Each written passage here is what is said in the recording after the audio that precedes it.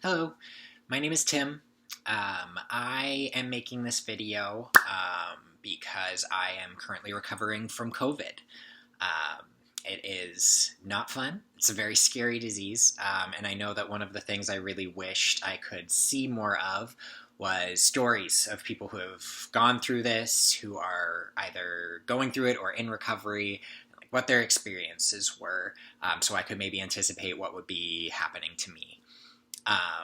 Obviously, this disease is going to affect everyone differently. So the story I tell you very well may not be what happens to you. But regardless, I still think it's important that stories be shared and that we learn as much as we can. And anyway, here we go. I'm going to start from the beginning.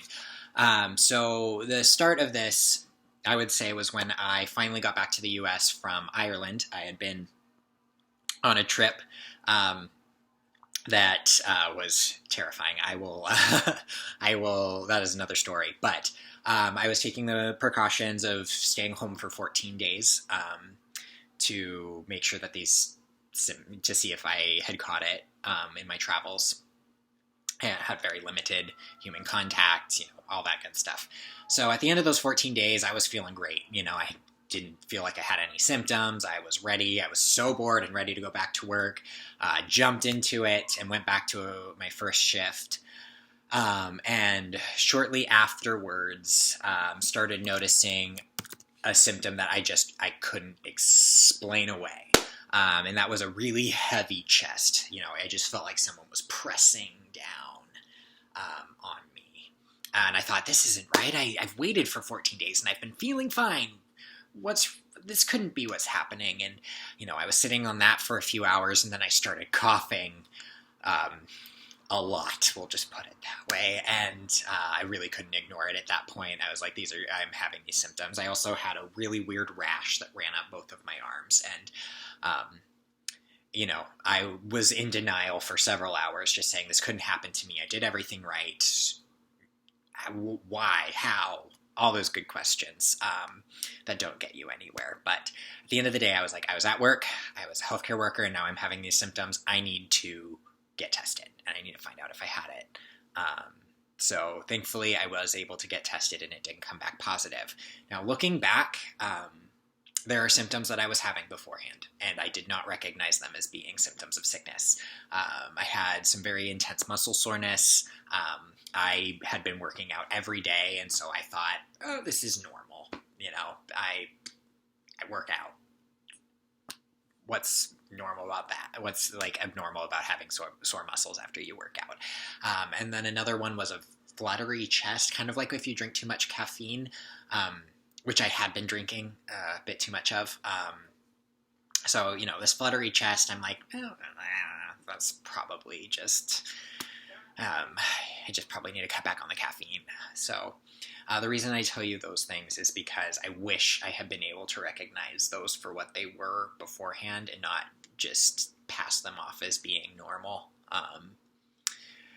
So to continue on, in the disease process, it came in several waves. It has come in several waves. So the first wave started with the heavy chest, the cough, and the rash, and that resolved over the course of about a week and a half. My breathing never felt 100% at the end of it, but I was able to take deep breaths, and it didn't take as much effort. So I finally was able to go outside again, and I was getting ready to go back to work, and I started feeling that familiar. At about the 2-week mark after I first started noticing the symptoms, I started noticing some tingling in my chest again, and I started coughing a bunch again, and I realized, no, this isn't over. Some of the things that happened differently with this second wave that happened over the course of about 5 days was I started getting a lot more short of breath. It started being a lot harder to take in a breath. And anytime I moved, I started noticing my heart rate would just skyrocket. I'd sit up and bum, bum, bum, bum, bum, bum, bum, bum. I'd move my arm and bum, bum, bum, bum, bum, bum. It was very annoying. But that resolved after about 5 days. I woke up one morning feeling so good. I could breathe. My heart wasn't beating so hard anymore, and I thought it was all over again. I was so excited. But then about 2 days after that, I started recognizing I had fluttering in my chest. I started coughing again. This time, though, I didn't feel any difficulty breathing so much as I did feel pressure right around my heart and my chest. It felt like someone was kind of just squeezing my heart, and so my heart was having to push really hard against it. And I think that was the scariest symptom that I've had so far. It's something I'm actually still recovering from right now. I got these feelings of just intense panic because my heart rate just wouldn't come down. And that is a point when I actually ended up going into the emergency department because, I didn't know what was going on. There was so many things. I am a healthcare professional, but there was so many different things that could be happening, and, you don't know until you have tests done. And thankfully, nothing emergent was happening. They still don't really know exactly what is going on with my heart. I believe it is related to the virus, but we don't know that for certain. What I will say is that in conjunction with my providers, I am on medications that are actually helping. I won't name them because that conversation needs to happen with a provider, and they need to that needs to be a conversation there. But I'm still recovering, and it's still really, really scary. So I just want to leave with this. I hate to say words of wisdom because I'm too young to be wise. I'm not that smart of a person. But looking back, the things that I wish I had done was recognizing any oddities in my body as being symptoms of a potential sickness and taking those precautions. It comes across as things that seem so normal. And it's so easy to go into denial and say, like, this wouldn't happen to me. This can't happen to me. And then it does. And then that's how the disease gets passed on to other people.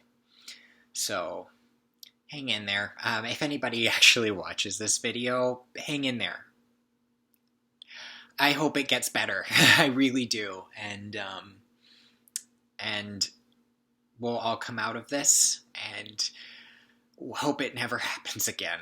But I hope that you seek out the proper help when you need it, be it friends to talk to or healthcare providers to give you advice on what to do next.